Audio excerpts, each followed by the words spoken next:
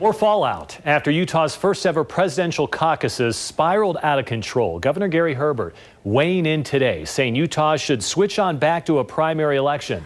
Political specialist Lad Egan live at the Capitol right now. And Lad, what didn't the governor like about what happened on Tuesday? Well, the governor said that he didn't think that the caucuses accomplished the goal of engaging more Utahns, and said it was disappointing to learn that more Utahns actually voted in previous years when Utah had traditional primaries.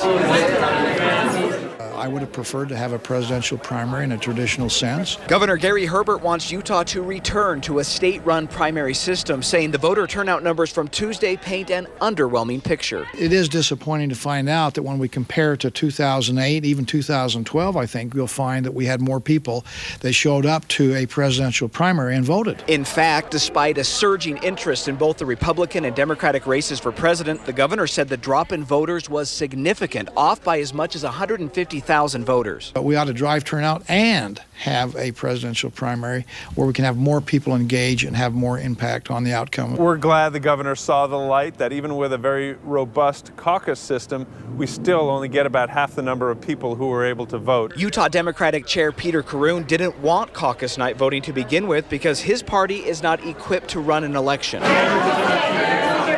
That was clearly evident with the chaos Tuesday, and now we're learning that more than 2,000 Democratic ballots may have to be thrown out.